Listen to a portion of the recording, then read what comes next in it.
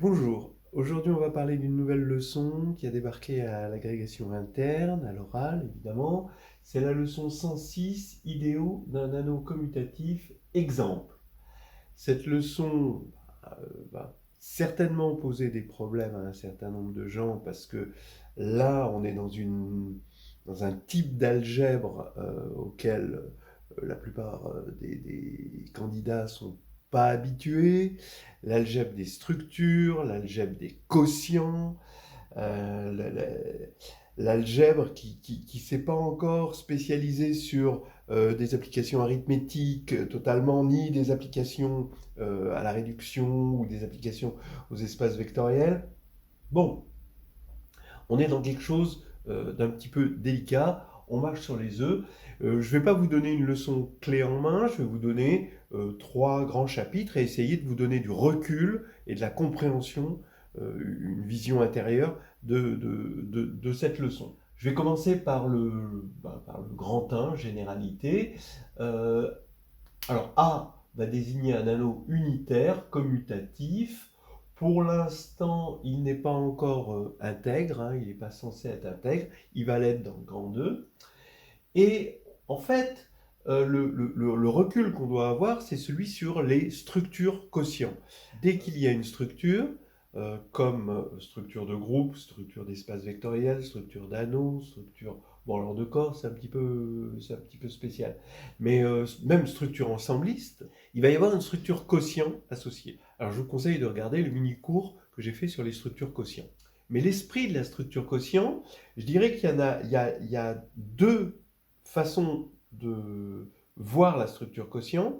Une façon qui est plutôt théorique, c'est-à-dire on a des morphismes de structure, donc là ici des morphismes d'anneaux, il est facile de les rendre surjectifs. Comment récupérer une application injective? Comme ça, on aura de l'injectif et du surjectif. Ça, c'est le graal de l'algébriste, si vous voulez. Hein, tirer un isomorphisme de quelque chose, c'est arriver à créer des correspondances entre deux mondes. Bon. Et le deuxième point, il est un peu plus pratique, un petit peu moins théorique, c'est de se débarrasser de choses inutiles. Et c'est pour ça qu'on passe au quotient. Si vous travaillez dans Z et vous vous intéressez qu'à la parité, c'est inutile voilà, vous travaillez dans Z sur deux Z et vous êtes sur un objet à deux éléments. Voilà. Donc c'est beaucoup plus simple. Alors que, bon, si vous travaillez sur Z, vous travaillez sur un ensemble infini. Donc on se ramène à des structures, on peut se ramener par exemple à des structures finies où là le monde est complètement différent. Par exemple les groupes finis, eh bien on a Lagrange, alors que sur un groupe infini on n'a rien du tout. Pareil pour les polynômes d'endomorphisme, où un polynôme d'endomorphisme, on sait qu'il y a plein de polynômes qui vont s'annuler, c'est pas la peine de travailler sur l'algèbre de dimension infinie des polynômes. On va tuer en quelque sorte les polynômes qui s'annulent en l'endomorphisme qui nous intéresse, et là on va travailler sur une K-algèbre de dimension finie. Et passer de la dimension infinie à la dimension finie, eh bien c'est précieux parce qu'on va avoir des théorèmes sans rien changer de ce sur quoi on travaille. Voilà, après ces palabres, on attaque vraiment la leçon. Donc dans généralité, on attaque par idéal. Idéal, bon, c'est une partie de A qui va vérifier que I plus est un sous-groupe. Euh, voilà, pour l'addition, hein, bon, l'addition de l'anneau. Et pour la multiplication de l'anneau, eh bien, c'est absorbant, c'est-à-dire si petit a est dans grand A, AI est inclus dans I. Voilà, il est absorbant. Alors, on se rend compte que c'est exactement ce qu'il nous faut pour que on récupère sur l'ensemble, pour l'instant, ce qui n'est qu'un ensemble quotient, bien une structure d'anneaux naturelle hein, à partir des opérations de A. Alors, ensemblistement, les éléments du quotient, c'est l'ensemble des éléments A plus I, d'accord? Vous comprenez ce que ça veut dire A plus I, hein? C'est l'ensemble des éléments A plus K, ou K décrit I. Hein? Et on va récupérer un plus et un multipli par A bar plus B bar égale A plus B le tout bar, qui À partir du moment où on a ces propriétés, ça ne va pas dépendre du représentant, hein, de la classe. Alors de la classe, vous allez me dire par rapport à quelle relation d'équivalence? C'est la relation d'équivalence A et B dans grand A sont équivalents si et seulement si A moins B appartient à grand I. Hein, c'est finalement ça ce que ça veut dire, la classe d'équivalence. Et ici, vous avez aussi un produit qui est bien défini. Donc le mot-clé ici, dans ces égalités, c'est que c'est bien défini, et la notion d'idéal, la définition de l'idéal, c'est ce qui assure la bien définition de ces égalités. On peut dire aussi les choses autrement, et là on y gagne en abstraction, et on va s'en servir après. On a un morphisme surjectif d'anneau. Dire ces égalités veut dire que ici, on a un morphisme d'anneau qui a un élément petit a associé à bar. Et ça va commuter avec l'addition et la multiplication d'anneaux unitaires, puisque là, l'unité de la souris, évidemment, c'est 1 bar.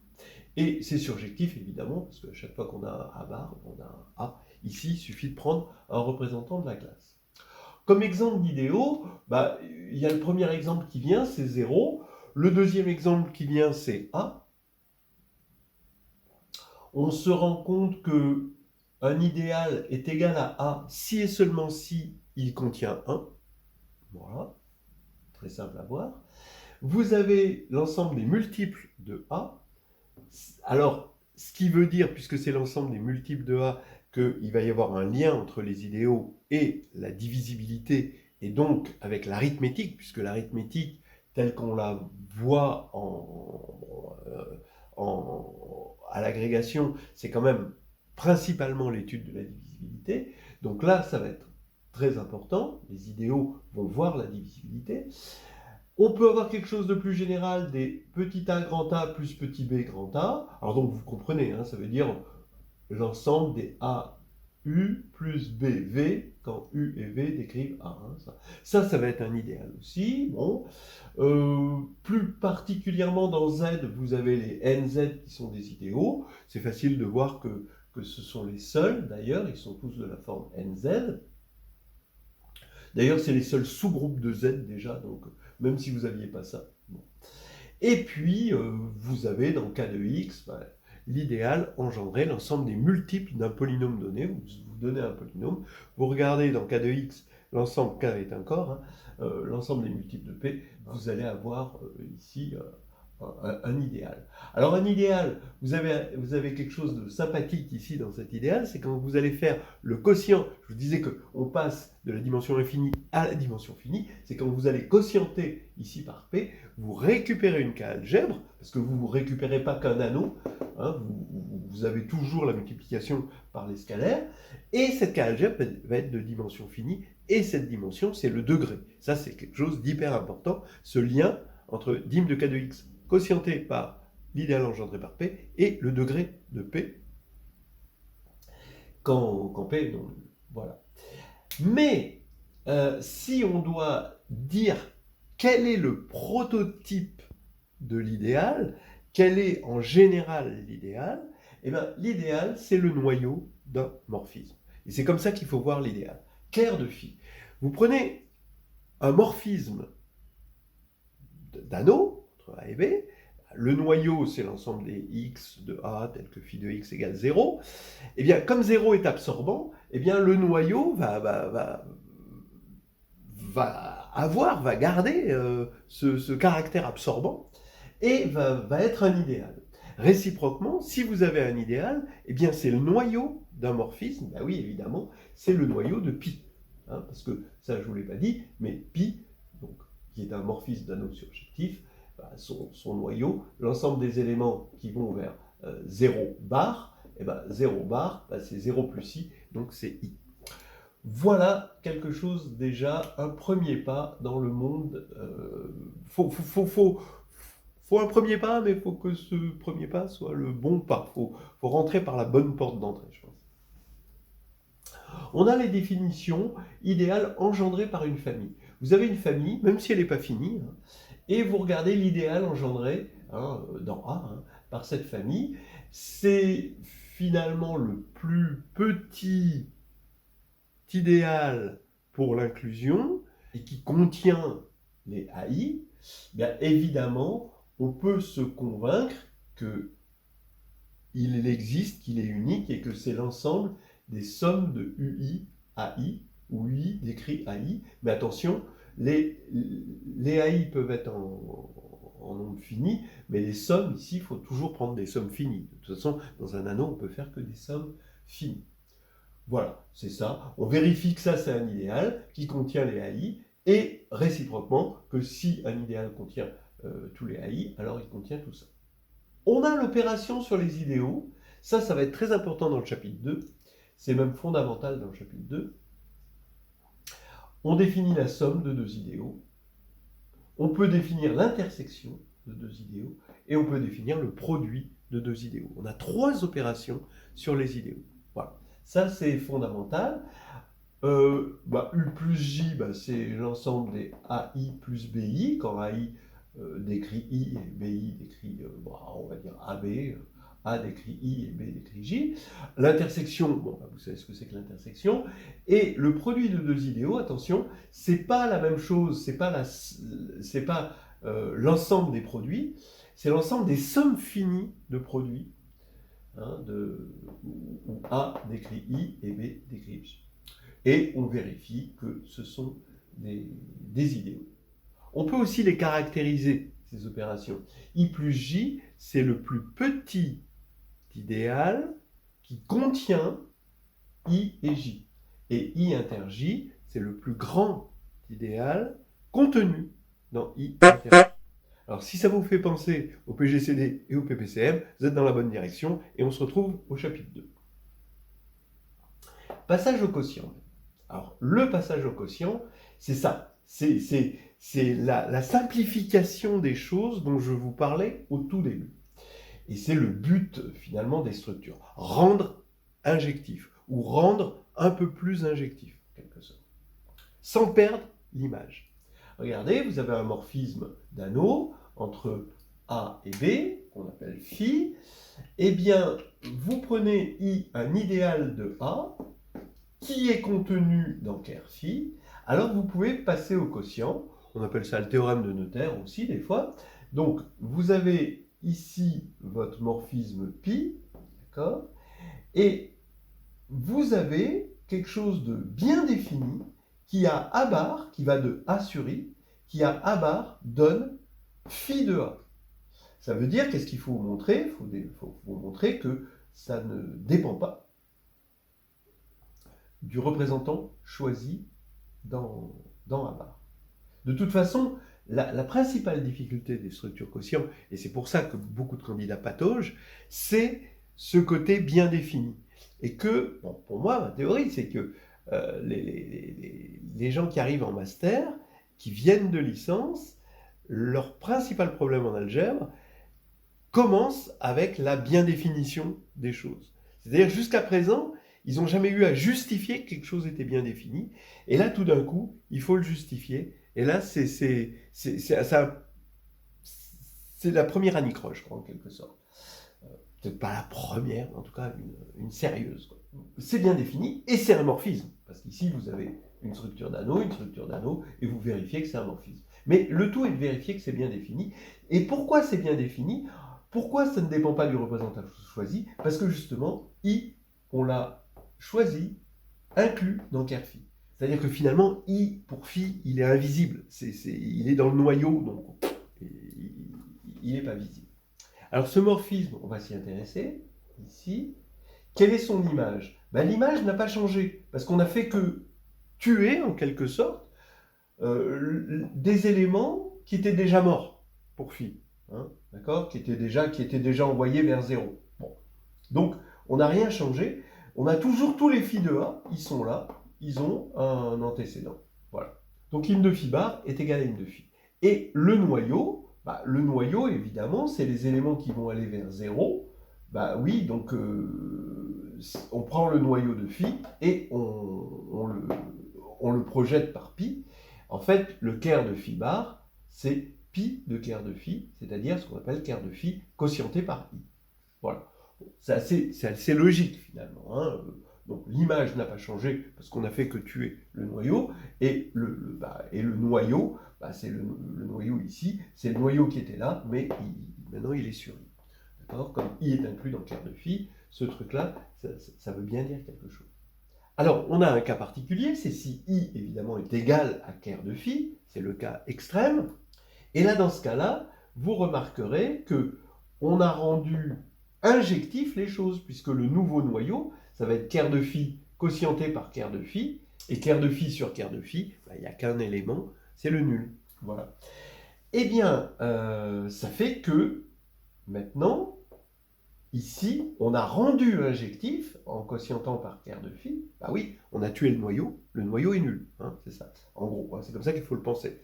Donc le noyau est nul, donc ici, dans A sur quart de phi, on a une injection. Maintenant, si on veut une surjection, il faut aller vers une de phi, ça c'est ce que je disais au début, ça c'est pas difficile de rendre les choses surjectives, donc on a un isomorphisme. Et là, ça c'est le Graal. Hein, là, c'est là qu'on tire des correspondances. Les plus belles choses, hein, en maths sont tirées de correspondances, hein, en maths, en algèbre. Dans l'algèbre moderne, post-galoisienne. Voilà. Alors maintenant, regardons un petit exemple typique de passage au quotient. Vous avez m qui divise n dans z, donc nz est inclus dans mz. Oui, ça veut dire que tous les multiples de n sont multiples de m. Logique. Et l'adage, c'est diviser, c'est contenir. Vous voyez, lui, il divise et lui, il contient. Voilà. Diviser, c'est contenir, c'est à garder en tête, c'est beau comme du Machiavel. Hein. Ok. Alors, allons-y. Ici, on a bien sûr pi, là, z qui va aller dans z sur mz, mais nz est inclus dans le noyau, donc ici, vous avez z donne z sur mz, son noyau c'est mz, donc ici vous avez un quart de pi, bon, la pi c'est phi, et vous avez nz qui est inclus dans mz, donc dans le noyau. Ça veut dire que vous pouvez passer au quotient. Et vous allez récupérer ici z sur mz qui s'envoie surjectivement, parce que comme c'était surjectif au départ, c'est la surjection canonique, ici ça reste surjectif, pour ça, et donc vous allez avoir un morphisme, là qui ne sera a priori pas injectif. Et plus généralement, si vous avez compris ça, vous comprendrez qu'à partir du moment où vous avez deux idéaux, I et J, tel que I est inclus dans J, c'est exactement cette situation, alors vous avez un morphisme surjectif de A sur I sur A sur J. Attention, hein, on n'a pas d'injection de A sur J dans A sur I a priori, mais on a une surjection de A sur I dans A sur J. Alors, elle est surjective, et quel est son noyau? Son noyau, ici, ça va être J sur I, d'après ce qui est là. C'est J sur I. Donc, je refais un passage au quotient, deuxième passage au quotient, et j'ai quelque chose de très utile, qui va être utile dans le grand 3, c'est que A sur I, qui est un anneau, hein, quotienté par l'idéal J sur I, qui est le noyau, qui est un idéal de cet anneau, qui est le noyau de ça, et ça va être isomorphe à A sur J, par le théorème d'isomorphisme, par isomorphisme canonique. Voilà. Ça fait penser, c'est très facile à se rappeler, parce que ça fait penser à l'élimination des fractions. Vous voyez, comme quoi les notations, elles sont très bien pensées, les notations en mathématiques. Voilà, quelques exemples. Z de x, l'anneau z de x, donc des polynômes à coefficient entier, quotienté par l'idéal engendré par x2 plus 1, c'est isomorphe à z de i. Et ça s'obtient par passage au quotient. Alors z de i, c'est les entiers de Gauss, hein, c'est l'anneau des entiers de Gauss. On en verra une application dans le grand 3. Et comment on obtient? Vous prenez z de x, vous évaluez x en i, donc vous avez un morphisme d'évaluation surjectif sur z de i, et vous montrez que le noyau de cette évaluation, c'est engendré par x2 plus 1. C'est facile de voir que x2 plus 1 est dedans, puisque quand vous faites i2 plus 1, ben, ça fait 0. Mais voilà, après, il faut montrer, et c'est là qu'intervient la division euclidienne, par un polynôme unitaire. Et ici, vous montrez que c'est l'idéal, ici, engendré par x2 plus 1. Et donc, vous faites le passage au quotient, et vous avez donc deux versions, et c'est ça qui est intéressant, l'anneau des entiers de Gauss sur lequel vous allez pouvoir faire de l'arithmétique, et là, une autre version qui a son intérêt propre, parce que c'est des polynômes, etc. C'est des classes de polynômes. Un exemple, moi qui m'amuse particulièrement, je ne sais pas vous, c'est les décimaux. Qu'est-ce que c'est que les décimaux? Ben, c'est z de x quotienté par l'idéal engendré par 10x moins 1. J'adore. Vous voyez pourquoi? Parce que, pareil, évaluation. Qu'est-ce que c'est que les décimaux? C'est des polynômes à coefficient entier, mais évalués en 0,1. Voilà. Tout décimal, vous pouvez le voir comme une somme de alpha i 10 puissance moins i. Hein, voilà. Et en fait, 0,1, pour exprimer 0,1, quand on va évaluer en 0,1, c'est annulé par 10x moins 1. Ben oui, 10 fois 0,1 moins 1, ça fait 0. Et on peut montrer que l'évaluation en 0,1, son noyau, c'est l'idéal engendré par 10x moins 1. Donc, moi, ça m'amuse d'imaginer qu'en primaire, on dise, ben voilà, les enfants, les décimaux, c'est ça. Bon, ok. Maintenant, autre chose, un peu plus compliquée, parce qu'on va avoir des idéaux engendrés par deux éléments et pas un. C'est que z de x, maintenant, quand on le quotiente par l'idéal engendré par x2 plus 1 et p, donc ici, on est dans cette situation, hein, on a un double engendrement, alors c'est z de i quotienté par p. Et bien, c'est exactement cette formule où i, c'est l'idéal engendré par x2 plus 1, et j, c'est l'idéal engendré par x2 plus 1 et p. Donc on va avoir i bien inclus dans j, là ici. Là, on quotiente z de x par j, donc ça, a sur j, c'est ça. Et maintenant, on va quotienter z de x, alors a c'est z de x évidemment, z de x par x2 plus 1, mais z de x par x2 plus 1, c'est z de i. Et là, on va prendre j sur i, qui est là. Donc on va prendre ça sur ça. Donc comme on a éliminé x2 plus 1, il ne reste plus que p. Et ici, on va avoir quelque chose quotienté par p. Ça demande un petit peu de réflexion, mais c'est une réflexion qui en vaut la chandelle.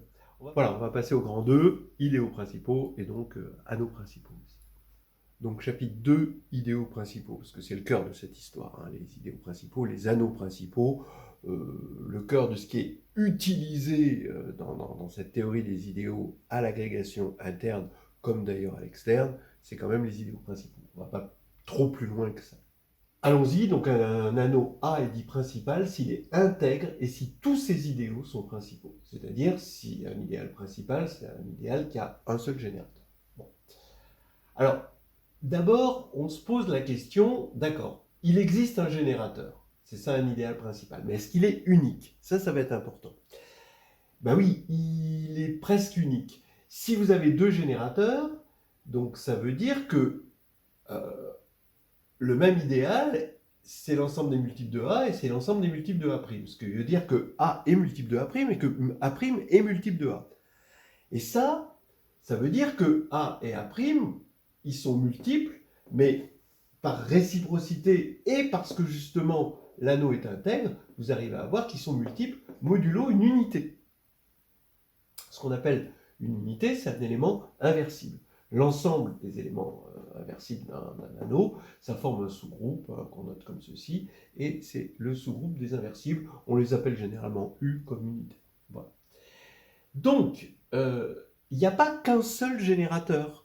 Par exemple, l'idéal engendré par 3 dans Z, 3 est générateur, mais moins 3 aussi, puisqu'on a multiplié par une unité de l'anneau. Z, ces unités, c'est uniquement 1 et moins 1. Mais on va prendre un représentant, entre 3 et moins 3, qui nous paraît de forme normale. Oui, on va dire de forme normale, ça va être le positif. Donc dans Z, c'est positif. Et dans le cas de X, on va prendre unitaire, parce que les unités de K de x, les inversibles de K de x, ben c'est K étoile. C'est les polynômes constants non nuls. Bien, alors maintenant qu'on a cette unicité et qu'on a fait ce choix de forme normale, on a une notion de PGCD naturelle qui vient des idéaux. Je vous rappelle que diviser, c'est contenir. Donc quand on va prendre ici la somme d'un idéal et d'un autre idéal, comme on est dans un anneau principal, ça va être un idéal qui est principal, donc qui est de la forme D. Donc, et là j'ai choisi de façon unique, hein, mais A, B et D, par la forme normale. Eh bien, puisque l'idéal ici, c'était la somme des deux idéaux, donc c'est, je vous rappelle, le plus petit idéal qui contient lui et lui, sachant que diviser c'est contenir, eh bien ça veut dire que D, c'est le plus grand diviseur commun de A et de B. Donc c'est ce qu'on appelle le PGCD. Alors qu'est-ce qu'on a gagné à remplacer dans un anneau principal des nombres A, B, C par des idéaux I, J? Eh bien c'est que maintenant la divisibilité, qui n'est pas une relation d'ordre, parce qu'on peut avoir 3 qui divise moins 3 et moins 3 qui divise 3, sans que 3 soit égal à moins 3, c'est remplacé par l'inclusion, dans un sens, l'inclusion inverse, mais bon, l'inclusion quand même, qui elle est une relation d'ordre. Si I est inclus dans J et J est inclus dans I, alors I égale J. De la même manière, je vais prendre l'intersection. Comme l'intersection de deux idéaux est un idéal et qu'on est dans un anneau principal, ça va être un idéal engendré par un petit m qui est unique sous forme normale. Et comme diviser c'est contenir, ça veut dire finalement que ce m, c'est le plus petit commun multiple à A et B. Donc c'est le PPCM. Et ça vient du fait que l'intersection était le plus grand idéal qui est contenu dans A et B. Mais le PGCD nous offre quelque chose de plus que le PPCM, c'est une identité de Vesoul, puisque D, maintenant, on est sûr qu'il appartient à cette somme, donc il est de la forme UA plus VB, comme on avait vu dans le grand A. Et donc on récupère une identité de Vesoul qui caractérise le PGCD, parmi les positifs ici, par exemple dans Z, c'est-à-dire sachant qu'on a une forme normale, il le caractérise dans le sens que si on a une identité de Vesoul pour D et que D divise à la fois A et B, alors c'est le PGCD. Donc c'est sympa parce qu'on a remplacé un côté plus grand, donc des inégalités qu'on n'aime pas, par une égalité, une identité. Voilà. Bien, je pense qu'il serait intéressant de parler d'anneau euclidien. Euclidien, ça veut dire qu'on a une division euclidienne. En général, une division euclidienne, donc on la connaît sur Z, il faut la connaître sur Z, il faut la connaître sur K de X, mais en général, c'est un stasme qui envoie l'anneau privé de 0 vers, donc delta, le stasme, vers N. Tel que l'on est un processus qui a AB, A est dans grand A, petit b est dans grand A moins 0, on peut toujours écrire petit a sous la forme QB plus R, avec QR dans A, avec R soit égal 0, soit delta de R est strictement inférieur à delta de B. Alors, l'intérêt, c'est quoi? L'intérêt, c'est d'avoir un test de divisibilité. B divise A si et seulement si R égale 0, et sinon delta de R est strictement inférieur à delta de B. Mais l'intérêt, c'est aussi qu'on rapporte A à un ensemble bien connu N, qui a une propriété, hein, parce que A, ça peut être n'importe quel anneau, et N, c'est quand même notre ensemble, l'ensemble de notre enfance, quoi. C'est un ensemble auquel on est intimement lié, je pense, mais qui a une propriété particulière, c'est que tout ensemble, toute partie non vide minorée de N possède un élément minimal. Bon, c'est grâce à ça qu'on montre que euclidien, c'est principal. Parce que quand on va prendre I, un idéal de A euclidien, et bien I, on va regarder les stasmes de tous les éléments de I, et ça va être une partie, évidemment si I est non nul, ça va être une partie non vide ici de n, donc qui va être minoré. Et donc cette minoration est atteinte, et l'élément qu'on obtient, on montre facilement que c'est le générateur choisi, et donc que l'idéal est principal, et donc que l'anneau est principal. Alors avec principal, alors bon, là je me sens obligé de dérouler le rideau, là, grâce à l'identité de Vesoul qui est là, eh bien, on obtient un lemme de Gauss, c'est-à-dire si C divise AB et C premier avec B, en premier avec B, ça veut dire que le PGCD c'est 1, alors C divise A.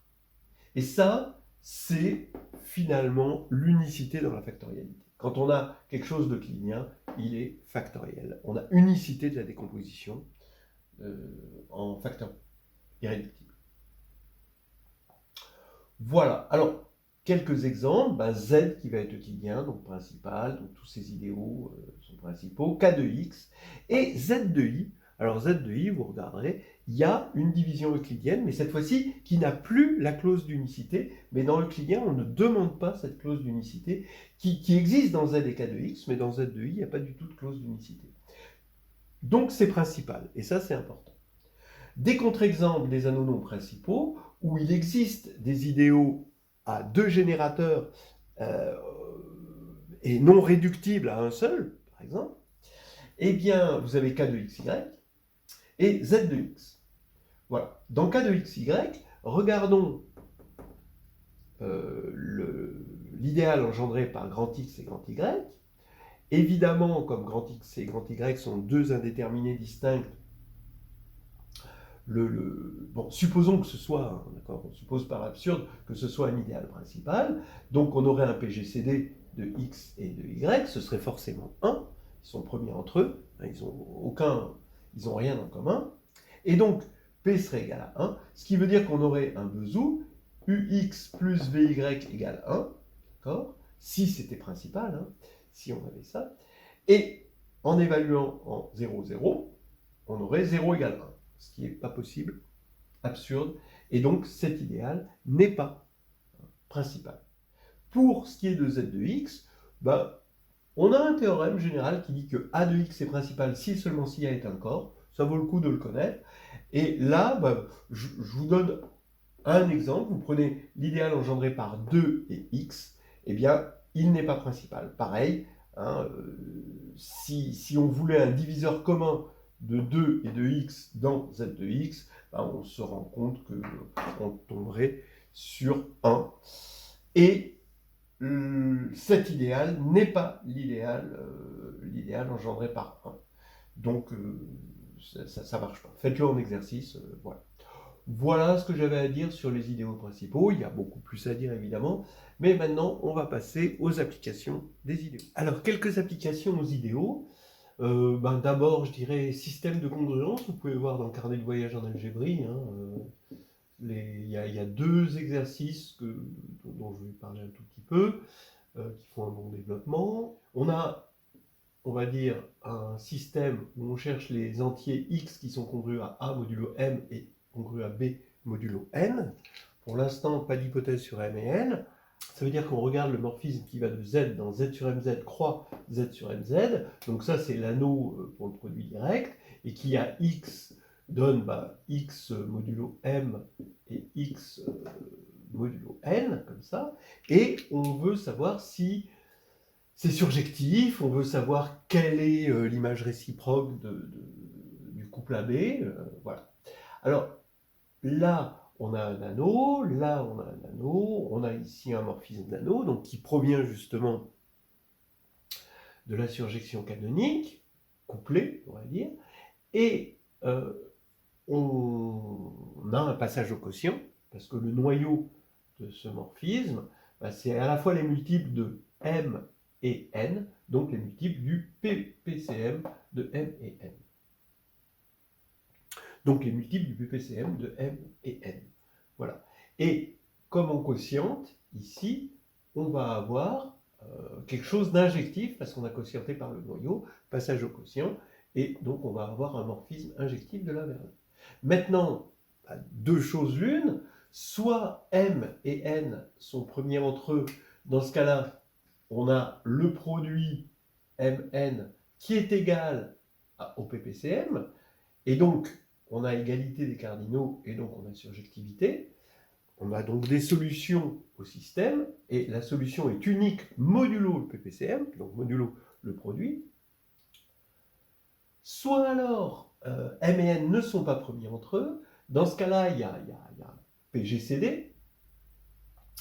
Et d'après les passages au quotient qu'on a fait dans le grand 1, on va avoir une application bien définie de x modulo M vers x modulo PGCD de M et N, et pareil pour Y, et on peut faire la différence. Juste, il faut faire attention qu'ici, c'est plus des morphismes d'anneaux, c'est des morphismes de groupe, que j'appelle psi, et ça, j'appelle phi. Et en fait, ce qui est intéressant, c'est qu'on peut montrer facilement que im-phi est égal à ker psi.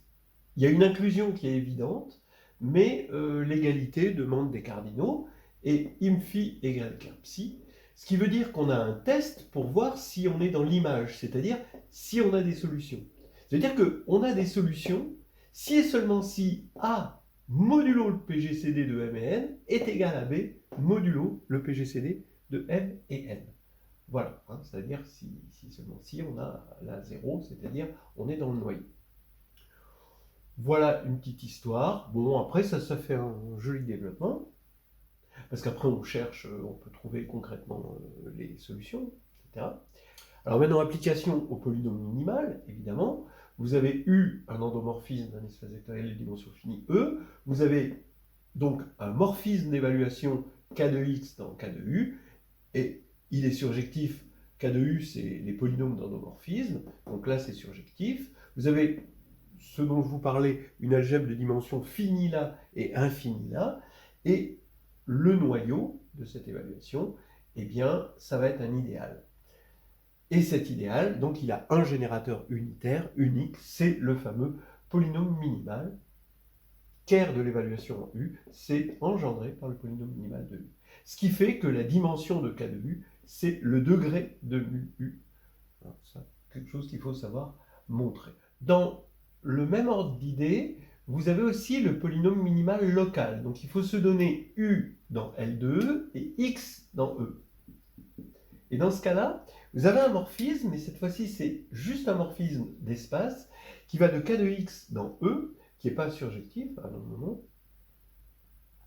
et qui va à P, au polynôme P, associer l'endomorphisme P de U évalué en X.